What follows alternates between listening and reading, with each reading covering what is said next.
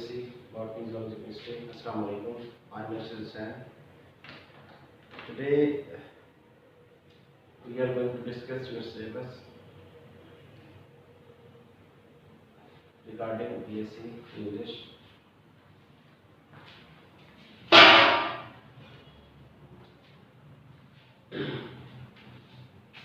आपके इस सब्जेक्ट के टोटल मार्क्स 100 होंगे।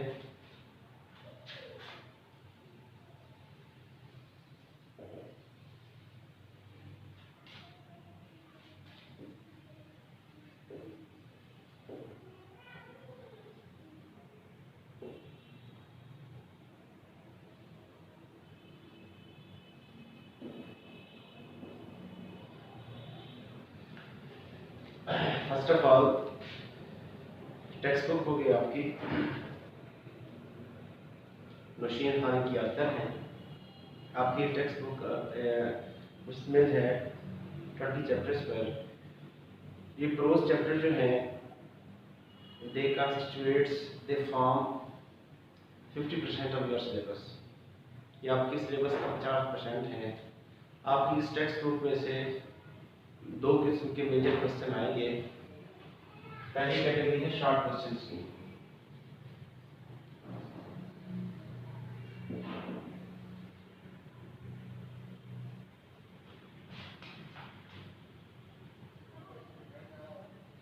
पहली कैटेगरी है शॉर्ट क्वेश्चन की। 20 चैप्टर में से वो अमूमन कोई से 20 चैप्टर से कोई से 8 शॉर्ट क्वेश्चन देगा।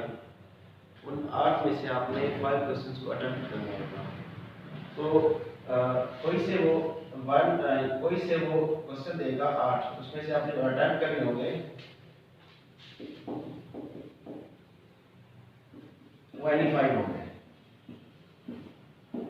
कोई से आप 5 क्वेश्चन अटेम्प्ट करेंगे। 20 चैप्टर में से 8 में शॉर्ट क्वेश्चन देगा, 8 में से आपने 5 क्वेश्चन को अटेम्प्ट करना होगा। Each question carries 2 marks. आपका जो हर एक क्वेश्चन है वो 2 नंबर का है। इस तरह यू कैन से दैट आपके ये शॉर्ट क्वेश्चन होंगे 10 मार्क्स के। ओके, नाउ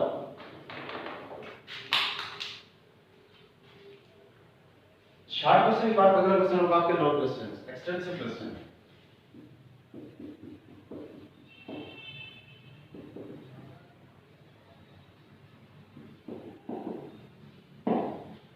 एक्सटेंसिव क्वेश्चन पहले कुछ तरीके का आसान हुआ करता था 2014 से कबल। उसमें ये हुआ करता था कि हम लोग 10 चैप्टर इनिशियल 10 चैप्टर करवा दिया करते थे। उसमें जो 50% पेपर का पोर्शन है वो पहले 10 चैप्टर में से हो जाता था और लास्ट चैप्टर में से एक और पोर्शन हो जाता था, क्योंकि 50% इसमें चॉइस होती है। लेकिन 2014 के बाद उन्होंने पेपर की जो फॉर्मेशन है, स्पेशली जो एक्सटेंसिव क्वेश्चन का बना रहा है, उन्होंने थोड़ा सा चेंज कर दिया।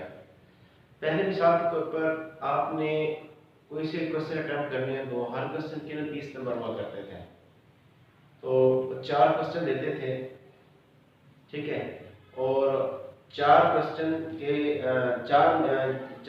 में से 2 क्वेश्चन चॉइस में चले जाते थे। 2 क्वेश्चन जो थे वो 20 नंबर के 2 क्वेश्चन होते थे। इस तरह आपके मिलाकर 40 नंबर के लॉन्ग क्वेश्चन आ जाते थे। अब उन्होंने वो जो लॉन्ग क्वेश्चन है बजाय 20 नंबर के, उन्होंने ये लॉन्ग क्वेश्चन कर दिए हैं 10 नंबर के। तो गोया एक मुश्किल ये हुई कि पहले 10 चैप्टर में से पहले हमारा पेपर अटेम्प्ट हो जाया करता था। Now we have to study, we have to learn the whole 20 chapters. हमें तमाम के तमाम 20 चैप्टर को तैयार करना पड़ेगा, पढ़ना पड़ेगा, क्योंकि जो क्वेश्चन का वो पैटर्न बनाते हैं। अब फर्स्ट किया एक एक्सटेंसिव क्वेश्चन देते हैं, वो क्वेश्चन राउंड देते हैं। मिसाल के तौर पर ये आपको देता है चैप्टर नंबर 3 में से, मिसाल के तौर पर। अब ये इसका होगा ए पोर्शन। अब इसी का जो बी देगा ना, बी, अब वो बी दे देगा आपको चैप्टर नंबर 15 में से। अब ये रूटीन पहले नहीं थी। पहले यूं था कि पहला जो 10 चैप्टर हैं उसमें से 2 क्वेश्चन आते थे लॉन्ग, और 10 आखिरी में से 2 लोग आते थे, हर सवाल के 20-20 नंबर हुआ करते थे। अब उन्होंने क्या किया है कि ये जो 20 नंबर का जो एक क्वेश्चन था उन्होंने इसको 2 कर दिए। अब उसका जो ए पोर्शन है वो आ रहा है फर्स्ट के चैप्टर नंबर 3 में से, अगला जो पोर्शन आ रहा है चैप्टर नंबर 15 में से। इसका मतलब ये हुआ we have to go through, we have to study the whole 20 chapters. हमें सब के सब 20 के 20 चैप्टर हमें तैयार करने पड़ेंगे। अच्छा, अब इसी तरह क्वेश्चन नंबर 1 है, क्वेश्चन नंबर 2 देता है। क्वेश्चन नंबर 2 के अंदर भी फर्स्ट किया ए पोर्शन में लेता है, क्वेश्चन एक देता है 9 क्वेश्चन चैप्टर नंबर 5 में से।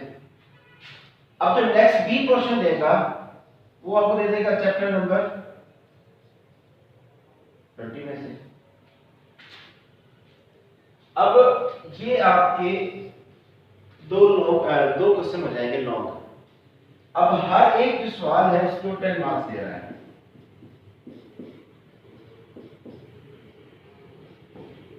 इस तरह वो आपको जैसे ये उसने क्वेश्चन नंबर 1 के अंदर ए और बी की सूरत में 2 लॉन्ग क्वेश्चन दिए, क्वेश्चन नंबर 2 के अंदर ए और बी की सूरत में 2 लॉन्ग क्वेश्चन दिए। हर एक लॉन्ग क्वेश्चन के कितने नंबर है? 10 नंबर है। तो मिलाकर आपके ये लॉन्ग क्वेश्चन हो जाएंगे 40 नंबर के, 40 मार्क्स के। अब जैसे उसने ये चैप्टर दिए ना, इतने ही वो चॉइस आपको दे देगा। लेकिन चॉइस भी कैसे देगा? जैसे तो ये दिए हुए हैं, यानी पहला अगर चैप्टर नंबर 3 है तो अगला चैप्टर नंबर 15 में से आ गया। अगर पहला जो क्वेश्चन है चैप्टर नंबर 5 में से है, अगला चैप्टर आपका क्वेश्चन चैप्टर नंबर 20 में से आ जाएगा। इसका मतलब यह हुआ कि हमें we will have to go through, we will have to study all the chapters. हमें तमाम के तमाम चैप्टर्स पढ़ने पड़ेंगे। There is no option to eliminate any single chapter. एक भी चैप्टर, एक भी लेसन हम ओमिट नहीं कर सकते, खारिज नहीं कर सकते। We will have to concern, we will have to study the whole chapters. हमें तमाम के तमाम चैप्टर्स पढ़ने पड़ेंगे। अब वो जैसे आपको ये लॉन्ग क्वेश्चन देगा, अब ये उसने लॉन्ग क्वेश्चन दिए, फर्स्ट किया 1 2 3 4 लॉन्ग क्वेश्चन से दिए। हर लॉन्ग क्वेश्चन के 10 नंबर देगा, वो 40 नंबर हो जाएंगे। अब ये 40 नंबर जैसे आपके ये लॉन्ग, अब जो 40 नंबर के लॉन्ग क्वेश्चन, इतने ही 40 नंबर के आपको चॉइस देगा। ठीक है, अब आपने ये लॉन्ग क्वेश्चन अटेम्प्ट करना होगा, 10 नंबर के आपने शॉर्ट अटेम्प्ट करने होंगे। तो इस तरह आपके लॉन्ग और एक्सटेंसिव क्वेश्चन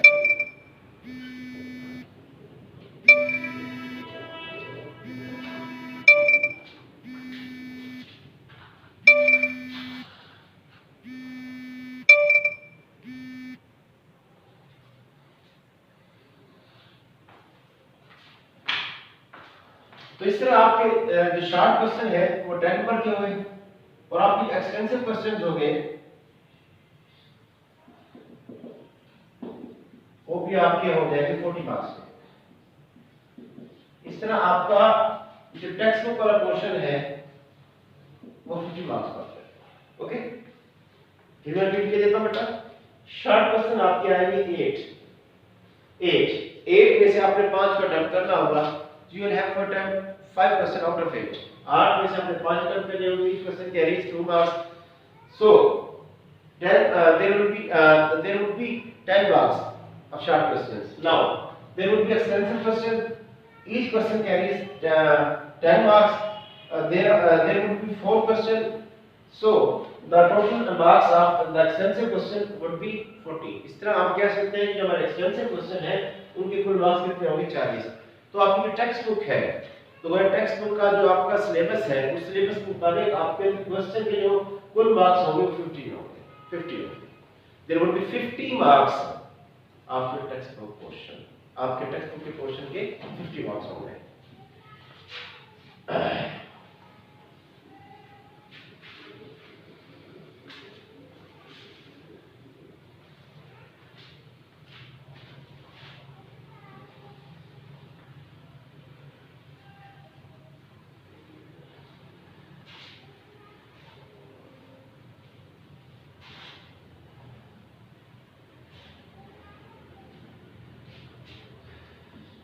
इसके बाद नेक्स्ट पोर्शन आपका ग्रामर का।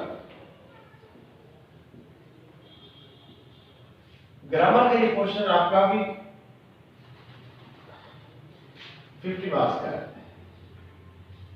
इसमें सबसे इम्पोर्टेंट क्वेश्चन है, we can say that it's most critical, it's most creative question of your syllabus, because by learning this question a student learn the ability how to create something novel, how to describe a thing in his own way. It is something of creative, it's a practice of creativity, it's a practice of novelty, it's a practice of to do something in your own way as you desire. इस question के जरिए तालिब इल्म के अंदर creativity को, उसके अंदर तख्लीकी सलाहियतों को बेदार करने की एक कोशिश होती है। इस क्वेश्चन के जरिए तालिब इल्म जो होते हैं अपने अंदर जो हिडन क्वालिटीज है उसको कैसे क्रिएटिव रंग देते हैं, उसके लिए इजहार का ये बेहतरीन प्रैक्टिस का ये क्वेश्चन एक मौका होता है। ये क्वेश्चन में आपका कॉन्फिडेंस है passive intent.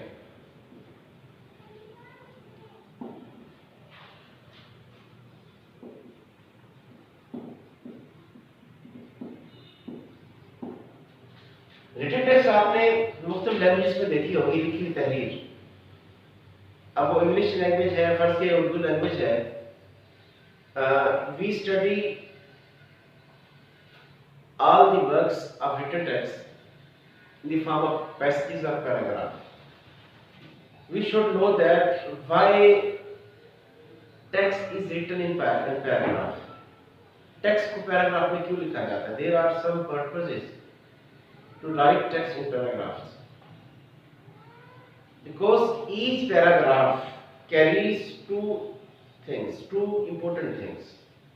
The most important of these two things is your topic syntax. You should know that each paragraph carries one main idea.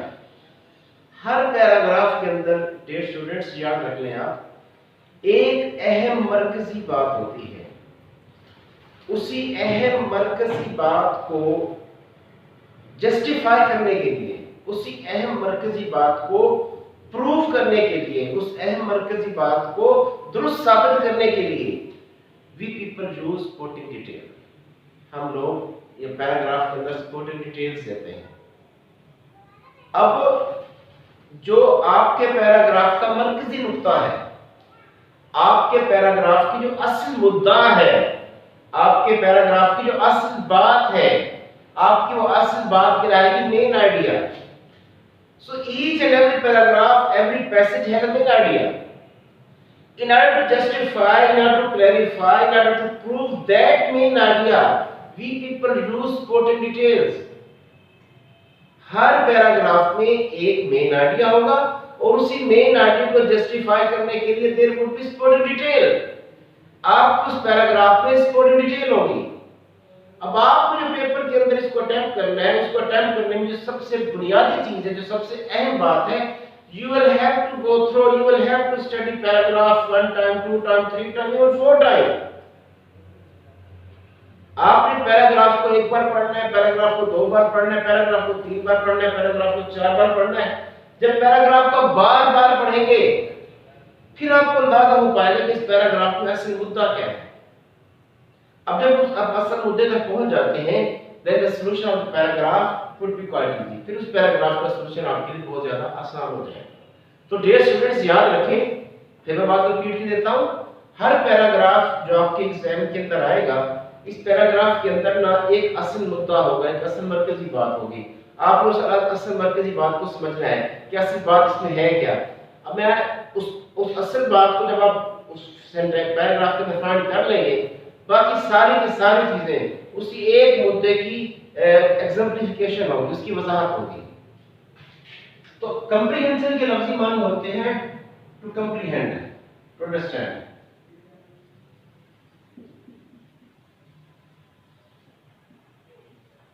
Understand तो कंप्रीहेंड के माने भी यही होता है कि अंडरस्टैंड, समझे आप। इस पैराग्राफ में असल बात क्या है, तो पैराग्राफ में असल बात होगा उसका मेन आइडिया, उसका टॉपिक सेंटेंस। अब उसी टॉपिक सेंटेंस को फिर जस्टिफाई करने के, प्रूव करने के लिए बाकी इंफॉर्मेशन होगी, उन्हें हम क्या कहेंगे, सपोर्टिंग डिटेल्स। ये पैराग्राफ अक्सर तालिब इल्मों को वजाहत में पेश करता हूँ, एक पैराग्राफ पढ़ रहा हूँ। एजुकेशन फॉर विमेन, इस पैराग्राफ में आप ध्यान सुनेंगे, फिर आपको समझ आ जाएगा कि इसमें मेन आइडिया क्या है और बाकी स्पॉन्टेड डिटेल इसमें क्या है। Education for women is more important than men. If you educate a man, you educate an individual. If you educate a woman, you educate the whole family. A good educated mother can bring up her children in refined manner. She can teach them, she can make them useful citizens of society or country. As all people are fully aware, mother's lab is the first teaching institution for a growing child. Well-educated mother can provide quite useful citizen, can bring up their children in refined way. While on the other hand, ignorant women would be quite unable to perform her duties regarding the service of their children. इस paragraph के अंदर ना असल मुद्दा एक है कि ख़वातीन के लिए तालीम ज़्यादा इम्पोर्टेंट है मर्दों के मुकाबले में। अब इस असल मुद्दे को बयान करने के लिए हमने कहा कि अगर एक औरत को तालीम देते हैं तो आप पूरे ख़ानदान को तालीम देते हैं। पढ़ी लिखी माँ पूरे ख़ानदान की ज़िंदगी से परवरिश कर सकती है, उसकी देखभाल कर सकती है, उसको मुआशरे में मुफीद शायरी बना सकती है। तो एक मर्द को तालीम देने का मतलब एक इनफरादी शख्स को तालीम देना है। तो इस पैराग्राफ के अंदर जो हमारा मेन आइडिया था वो ये था, education for women is more important than men. अब जब हमने बाकी सारी डिटेल लिखी, if you educate a man, वो एजुकेट था only an individual, a good mother can bring up, good educated mother can bring up her children in refined way, she can teach them, she can make them useful citizen of society. ये सारी की सारी बातें, all these things are supporting details. तो आपके paragraph में दो अहम बातें होंगी बेटा। पहली अहम बात होगी, उसमें पहली अहम बात होगी मेन आइडिया।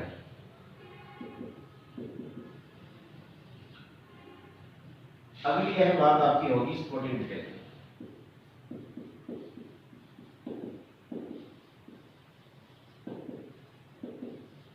आपके पैराग्राफ ये दो चीजें होंगी, आपने इन दोनों चीजों को जितना परसेप्ट करना है, समझना है कि आपके पैराग्राफ में मेन आइडिया क्या है, आपके पैराग्राफ में सपोर्टिंग डिटेल्स क्या है।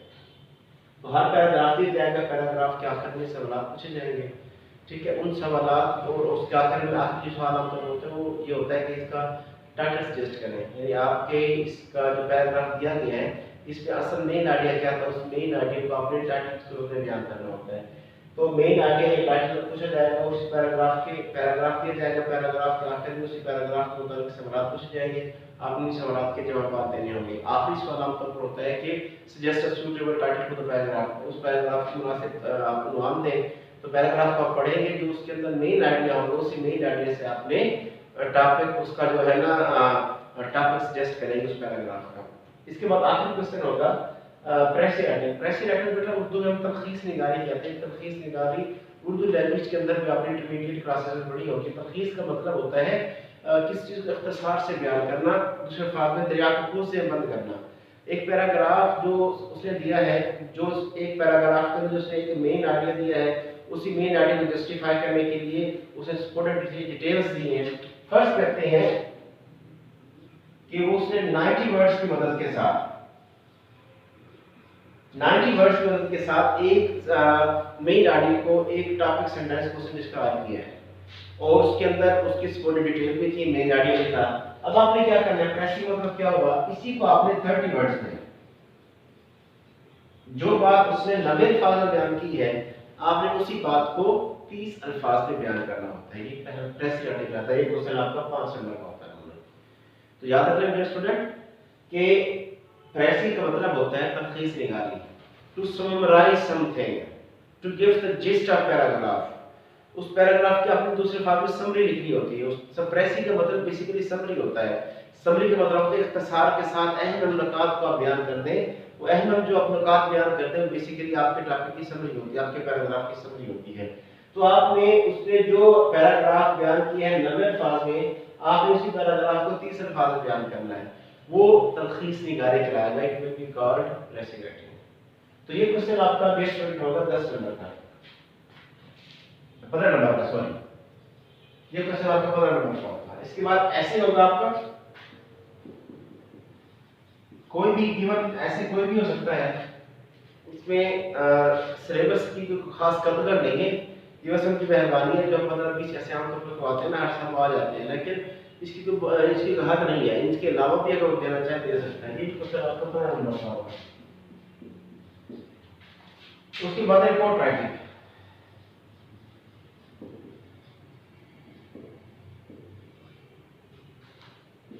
रिपोर्ट होता है किसी में पेश आने वाले वाकये कि करंट सिनेरियो को बयान करना और जो प्रॉब्लम पेश आया उसका भी हल तजवीज़ करना। सो report should contain two important things. There should be description of problem and there should be given suggestion how to tackle, how to solve this problem. दो चीजें जरा याद रखें आप।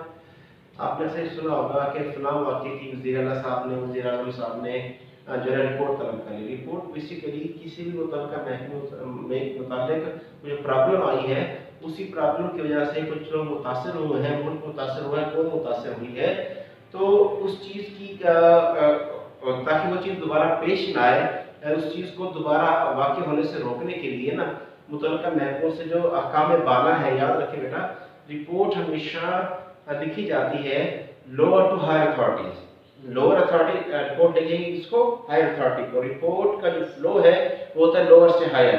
अहकाम ज़ेरी जो है ना अपनी रिपोर्ट तैयार करते हैं, कोई जो प्रॉब्लम जो मसला पेश आए हैं उसकी करंट सिनेरियो को बयान करते हैं, उस सिचुएशन को बयान करते हैं जहाँ पर मसला पेश आया है, उस मसले की नौइयत क्या है, और आखिर के अंदर सजेशन की सूरत में उस मसले का वो सोल्यूशन पेश करते हैं। तो आपकी रिपोर्ट बेसिकली मुश्तमिल होगी दो चीज़ों पर। First of all there should be description of the problem, then there should be solution of that problem.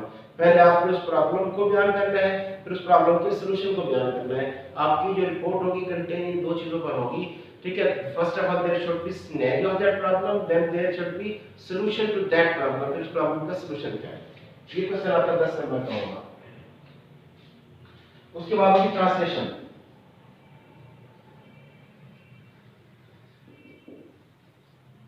ये होगी उर्दू टू इंग्लिश।